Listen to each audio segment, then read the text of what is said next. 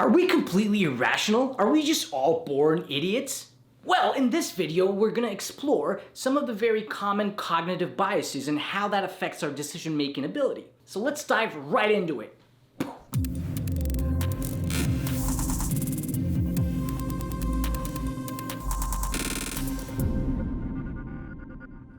So why should you give a shit about these cognitive biases? Great question, even though you didn't ask it. The science of psychology and behavioral economics is really the closest thing we have to understanding human behavior, and once understood and contextualized properly, you can actually make accurate predictions about human behavior. And once fully understood and contextualized, you can start making accurate predictions about human behavior. You can negotiate better, you can understand what the other person is talking, so on and so forth. Don't believe me? Cool, let's start a little game show.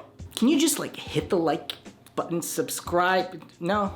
Okay, cool, let's start the game show. Boom. Okay, welcome to the game show. Okay, so lucky you, you're in a game show, and right now, you already played a bunch of questions and you are up $100,000. Wow, good for you, you're ecstatic, everybody's cheering, you're fantastic. However, you draw a card or spin a wheel, whatever the hell that is, and now there's a chance. Let's call that the buzz card. So what the hell does the buzz card do? Cool, let's look at the board right here. So, you pulled the buzz card. Cool. This is scenario A. You already won $100,000. You're doing fantastic. So the buzz card tells you you have two options. You can get a guaranteed $50,000 extra, or you can flip a coin. Well, how does that look? Let's look at the goddamn board. You could get guaranteed 50K, or you could flip a coin. Flipping the coin has two options, heads and tails. Heads will give us an extra gain of $100,000. So instead of 50 guaranteed, you get $100,000, or you get $0. So you flip the coin, heads, extra 100K, so now you total 200K, or you get $0. Which one would you choose? Now hold your thought on that one. Okay, I know you already answered in your head and you started thinking, what does he mean? Just give it a second, okay? Just give it a goddamn second. Let's go to scenario B. Well, in scenario B, you're even luckier. You already won $200,000. Fantastic. However, this time you don't get the buzz card, you get the hell card, whatever you want to call it. Hell card now also has two options.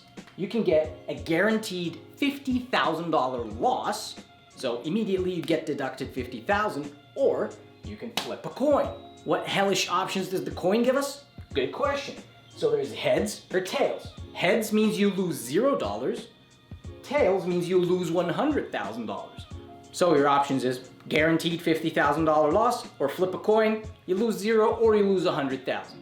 Now let's see what the average individual, according to behavioral economics and this study, and what they did. In scenario A, well, most people, if they're not idiots, they would have gotten the guaranteed $50,000, which makes sense. Why would I flip a coin if I have a guaranteed $50,000 right here?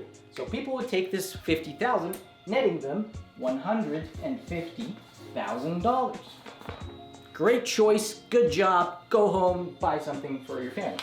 Now, scenario B. Do you take a $50,000 loss right away, or do you take a little bit of a chance? The average individual again answered, I'm gonna take a flip of a coin because maybe I lose 0 or I lose 100,000. Now that makes sense. To most of us, you'd think, okay, yeah, I understand the logic behind that. However, rational economic theory dictates that you need to weigh your risk versus your return. So in both these situations, the odds are exactly the same. Technically, if we are all very rational individuals, we should have made the exact same choice. Let's take a look at them real quick. Scenario A, you started with $100,000. You could have done bonus of 50, giving you a total of 150, or flip a coin. The two options here were plus 100,000, so total is going to be 200,000, or tails plus $0, so your total is then 100,000. And we chose to take the $150,000 route. Okay, let's go to scenario B. We started with $200,000. We could have taken an immediate loss of 50,000, netting us a total of 150, or flip a coin, which means either lose $0, which nets us the same 200, or lose 100,000, which nets us the 100,000. If we were completely rational individuals, we would have made the exact same choice in both scenarios because the odds are exactly the same. And if we were weighing risk versus return according to economic theory, we should have made the exact same choice.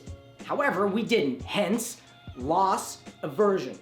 So this is one of the most important contributions of psychology to behavioral economics, is our fear of losses. Losses loom larger than gains. Everybody knows that in theory, however, that runs really deep. Even though we all think we may be rational, at least most of the time, none of us are completely immune to these biases because they are programmed and genetically encoded in us through years and years and years of evolution. We might think that this is a flaw. In fact, this is a feature, not a flaw of human psychology, and we'll talk about that in later videos.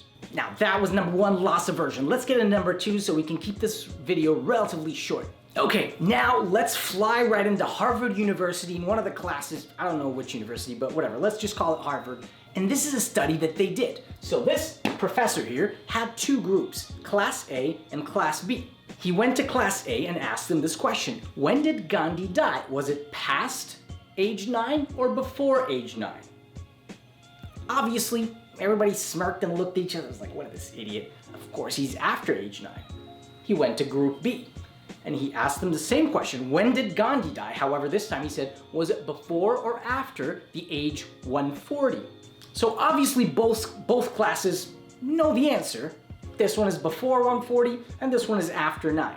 Pretty clear. Here's where it gets interesting. He came again and he asked both classes another question. What do you guys think the age of Gandhi was when he died? So Class A right over here, their average answer was 57 years old. So Mahatma Gandhi died at 57 years old. Interestingly, Group B, when asked the exact same question, their average answer was around 72. Now these are all students from university, they're very smart people, but still none of us are immune to cognitive biases. Now what is this effect called? This is called the anchoring effect.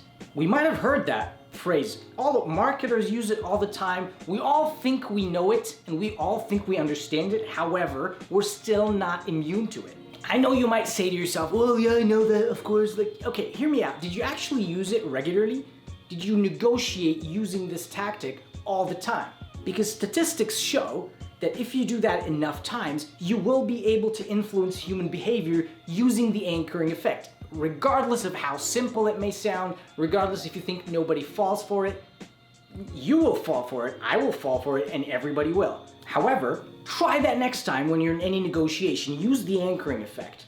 Just put a stupid low price or a stupid high price, whatever you're trying to aim for, anchor it in a certain direction, and I guarantee you it will skew the answer of your counterpart to the direction that you want. That's how magnificent and how simple our brains are.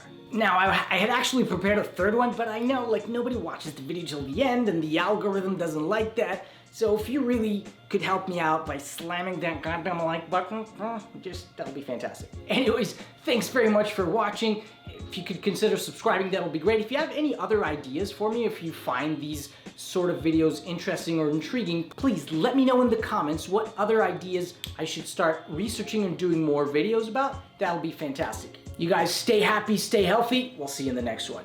Boom. I love this boom shit.